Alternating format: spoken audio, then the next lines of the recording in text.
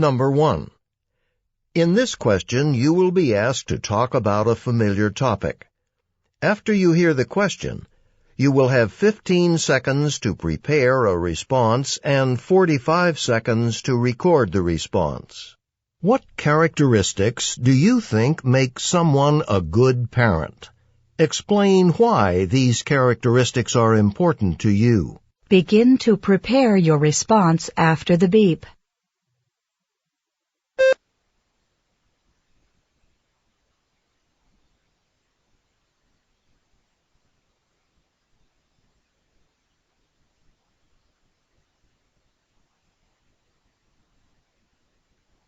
Begin speaking after the beep. The two most important characteristics of a good parent is, for one, the ability to be strict, and the second characteristic is love, because strictness is really important because the child of that parent can follow the parent's lead, and the parent sets an example and is like an ideal to look up to. And if the parent is loving and caring, the child can succeed and believe in itself. And that's the most important characteristic of a parent. I think that parents should trust a lot their children because it's very important among a family, and they also have to listen to their children, especially when they are teenage, because it's very important. They can have a lot of problem and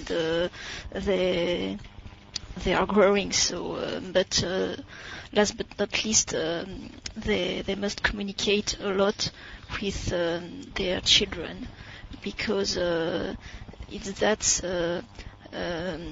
for these children may be better understand. Number 2. In this question, you will be asked to talk about a familiar topic.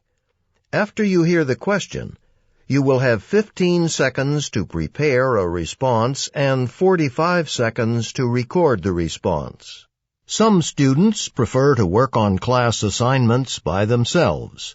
Others believe it is better to work in a group. Which do you prefer? Explain why. Begin to prepare your response after the beep.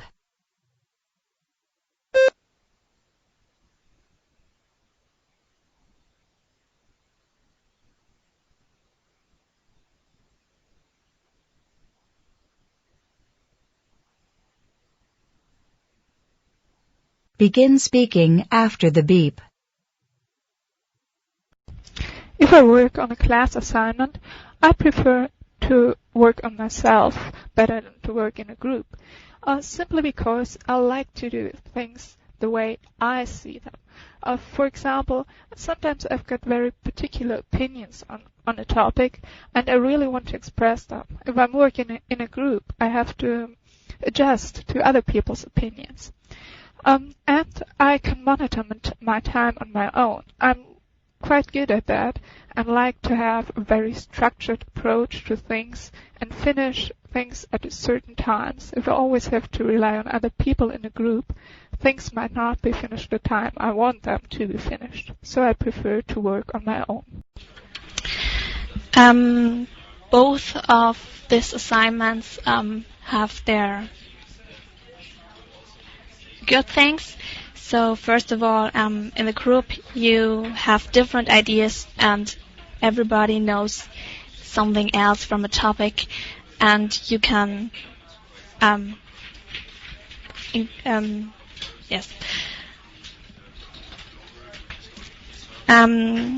another point is that you have more time for other things and you don't have to do everything by your own.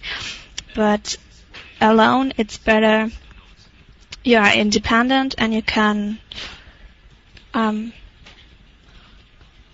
Number 3.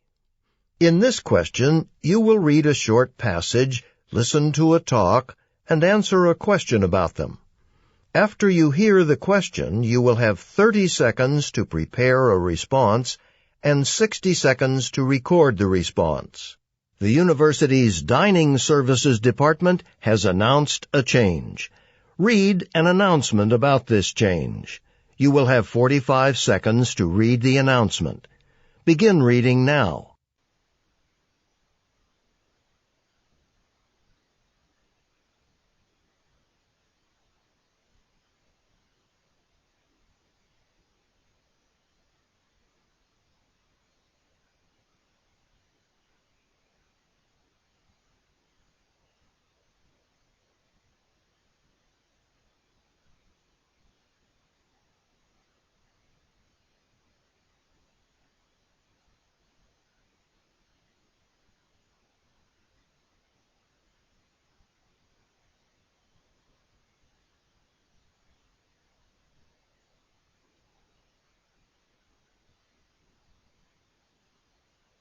Now listen to two students discussing the announcement. Do you believe any of this? It's ridiculous. What do you mean? Well, it is important to eat healthy foods. Sure it is.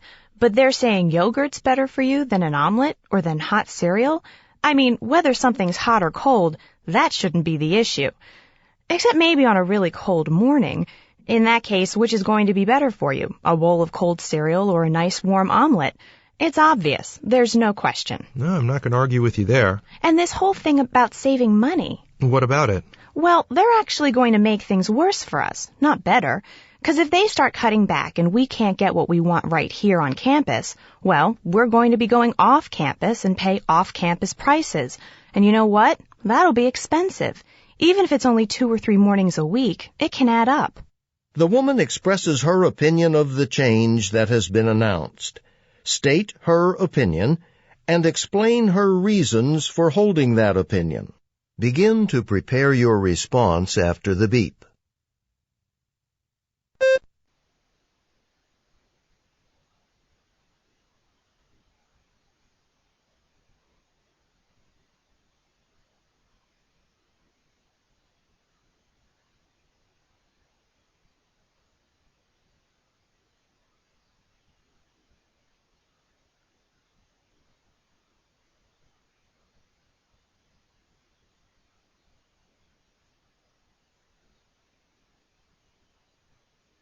Begin speaking after the beep. The woman has the opinion that the whole new food change is pretty ridiculous because she thinks it's no issue if the food is hot or cold in concern of what is healthy or not, because she says on a cold day it's much better to eat something warm like a soup or an omelette instead of yogurt or bread or only some fruits, because when it's cold you could get sick. And she also thinks that there is no chance of saving money in this new program, this new dining service change, because she will go off campus, and other students too will go off campus to get food that they like, and that will come more expensive than if they would just stay on the campus and eat the food they would get there. So she has the opinion that the dining change is pretty ridiculous because she would like warm food. First of all, she thinks that if food is healthy or not doesn't depend on if it's cold or warm. Then she says the difficulty is if the university stops serving hot food in the morning. It is like and the offer is there less offer for choosing breakfast, and if it's a cold morning and you come to university and want to eat something hot, you want to warm up, and there's no warm food to eat, that is horrible. Someone might be not able to get used to it. And the last thing she refers to is about the money, that it's very expensive then to go out to eat off campus and buy hot food. Number 4. In this question, you will read a short passage, listen to a talk, and answer a question about them. After you hear the question, you will have 30 seconds to prepare a response and 60 seconds to record the response. Read the passage from a sociology textbook. You have 50 seconds to read the passage. Begin reading now.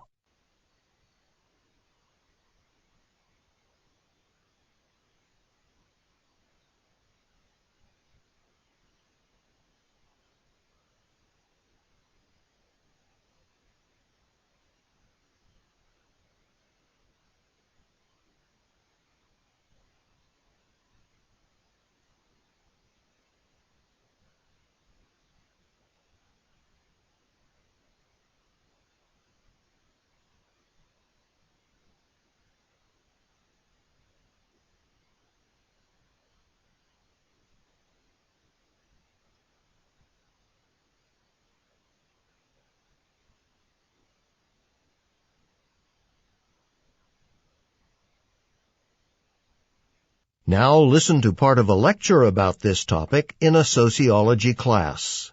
This is a true story from my own life. In my first year in high school, I was addicted to video games. I played them all the time, and I wasn't studying enough. I was failing chemistry. That was my hardest class. So this was a conflict for me because I wanted a good job when I grew up, and I knew that if you want a good career, you got to do well in school. But I just couldn't give up video games. I was completely torn. And my solution was to change my perspective. See, the only class I was doing really badly in was chemistry. In the others, I was okay. So I asked myself if I wanted to be a chemist when I grew up. And the fact is, I didn't. I was pretty sure I wanted to be a sociologist. So I told myself my chemistry class didn't matter, because sociologists don't really need to know chemistry. In other words, I changed my understanding of what it meant to do well in school. I reinterpreted my situation. I used to think that doing well in school meant doing well in all my classes, but now I decided that succeeding in school meant only doing well in the classes that related directly to my future career. I eliminated the conflict, at least in my mind. Using the example discussed by the professor, explain what cognitive dissonance is and how people often deal with it. Begin to prepare your response after the beep.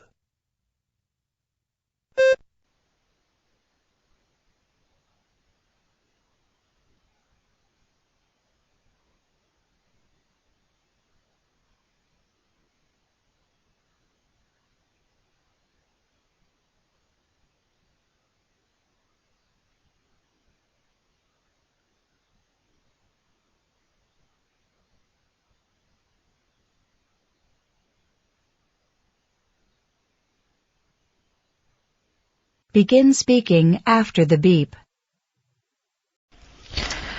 Cognitive dissonance is a conflict between your actions and your beliefs. As a consequence of this conflict, you don't change your actions, but you just change your interpretation of your situation. For example, the lecturer of sociology was addicted to video games in his first university year, and he was bad in chemistry. And he just couldn't give up playing video games, so he said to himself, well, why do I need chemistry? I'm going to be a sociologist. I'm quite bad at chemistry, but it doesn't matter. I just change the perspective and reinterpret the situation, and so everything is okay, and my future is safe. Cognitive dissonance is when there's a contradiction between actions that people do and their belief. So, for example, if someone is addicted to video games, but he can't stop it, although he's writing really bad marks at school, and he just can't stop it, then he begins to make up his own opinion. For example, that he says that his bad marks in chemistry are not that bad for him because he doesn't want to do anything with chemistry later in life, and so it doesn't really matter what his marks are like. And Number 5. In this question, you will listen to a conversation and answer a question about it. After you hear the question, you will have 20 seconds to prepare a response and 60 seconds to record the response. Listen to a conversation between two students. Hey, Marnie, what's wrong? Oh, I'm just struggling about what to do. I won an award from the Creative Writing Institute for a story I wrote, and... That doesn't sound like anything's wrong. Well, it's a huge honor to win, and there's an awards ceremony they've invited me to attend, which I'm so excited about, but...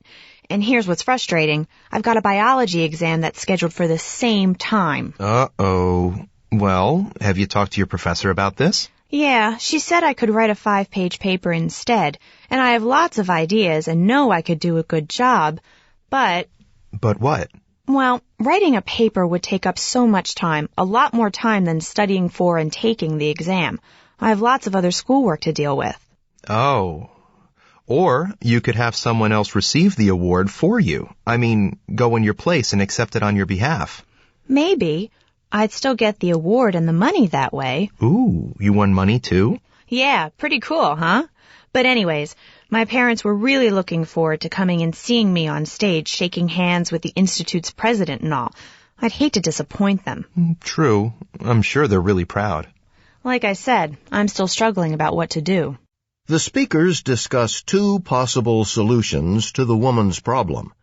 Briefly summarize the problem, then state which of the solutions you recommend and explain why. Begin to prepare your response after the beep.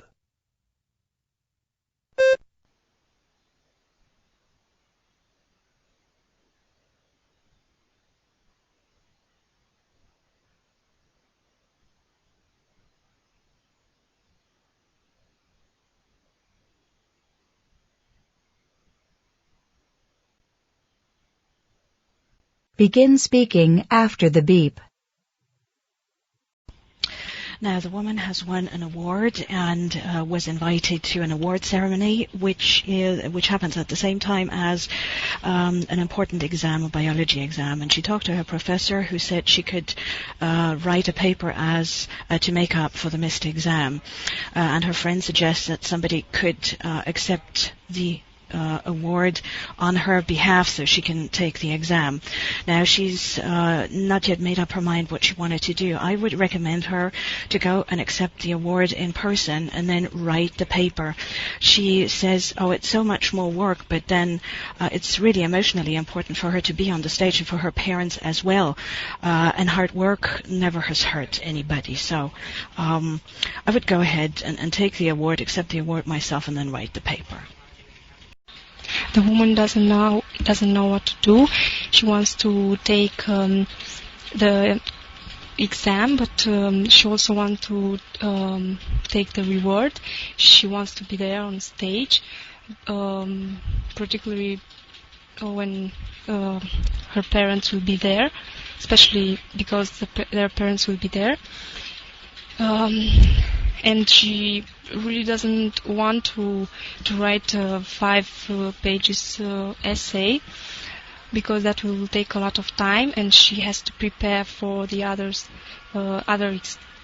exams. I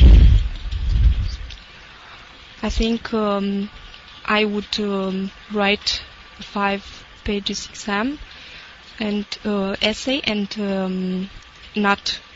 I would not go to take the exam. Number 6. In this question, you will listen to part of a lecture and answer a question about it.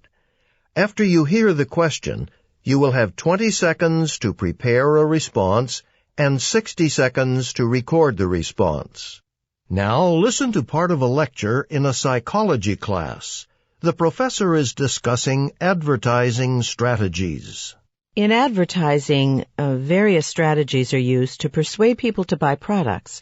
In order to sell more products, advertisers will often try to make us believe that a product will meet our needs or desires perfectly, even if it's not true. The strategies they use can be subtle, friendly forms of persuasion that are sometimes hard to recognize. In a lot of ads, repetition is a key strategy. Research shows that repeated exposure to a message, even something meaningless or untrue, is enough to make people accept it or see it in a positive light. You've all seen the car commercials on TV, like the one that refers to its roomy cars over and over again. You know which one I mean. This guy is driving around and he keeps stopping to pick up different people. He picks up 3 or 4 people, and each time the narrator says, "Plenty of room for friends, plenty of room for family, plenty of room for everybody." The same message is repeated several times in the course of the commercial. Now the car actually looks kind of small. It's not a very big car at all, but you get the sense that it's pretty spacious. You'd think that the viewer would reach the logical conclusion that the slogan misrepresents the product. Instead, what usually happens is that when the statement "plenty of room" is repeated often enough, people are actually convinced it's true. Another strategy they use is to get a celebrity to advertise a product. It turns out that we're more likely to accept an advertising claim made by somebody famous, a person we admire and find appealing. We tend to think they're trustworthy. So you might have a car commercial that features a well-known race car driver. Now, it may not be a very fast car. It could even be an inexpensive vehicle with a low performance rating. But if a popular race car driver is shown driving it and saying, "I like my cars fast," then people will believe the car is impressive for its speed. Using the examples from the talk, explain how persuasive strategies are used in advertising. Begin to prepare your response after the beep.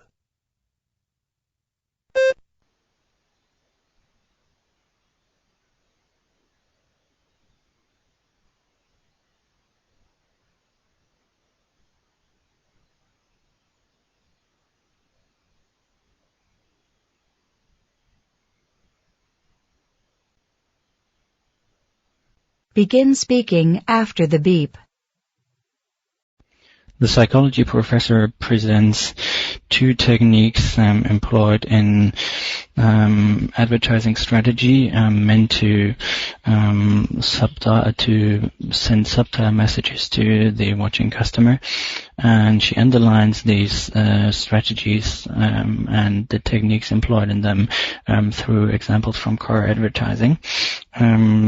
Technique 1 that she is referring to is repetition of a certain feature of a car, which might cause to believe the car actually has this feature, even though we do not obviously recognize it when seeing the car.